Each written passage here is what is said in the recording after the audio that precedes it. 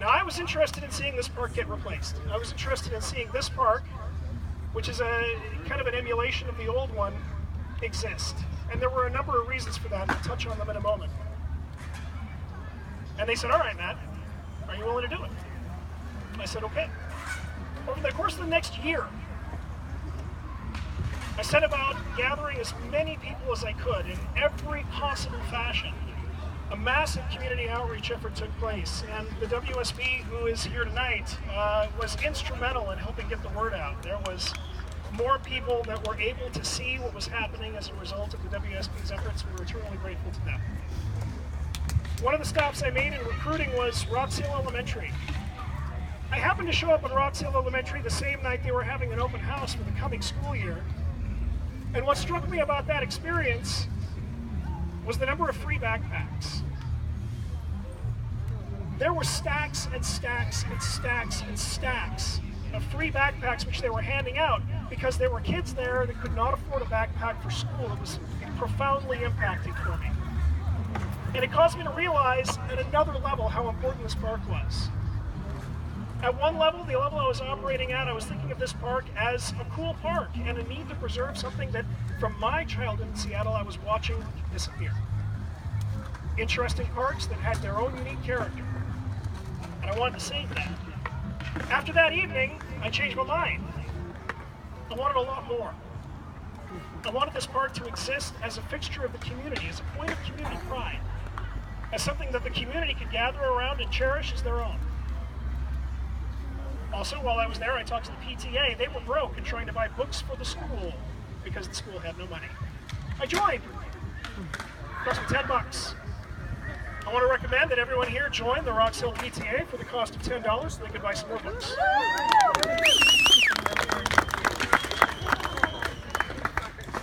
In the course of building this park, we had a number of great successes, one of which was a grant through the Department of Neighborhoods. That grant allowed us to buy a number of the tools, which we also had to provide, which were necessary to build this park.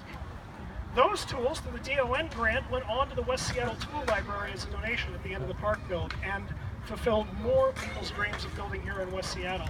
You can go to that park. You can go to the tool library today and rent some of the tools that they have. They're good tools. That was a good success. This park is important, as I mentioned, for the community pride that it offers. This is a park that the community can rally around, they can gather around, they can come and they can claim it as their own. The fact that it's the only one of its kind in Seattle is doubly important. Because a community like this needs that. This community needs a place that they can be proud of. This community needs a place that they can hold and cherish and say it's mine. It was one of the greatest things we were able to give them. The children growing up in this park will always know that they'll have the Roxhill Park as something that was special to them. This legacy is going to carry on. They're going to grow up.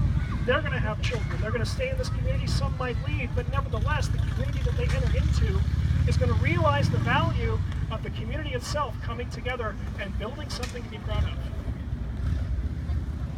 This is a destination park.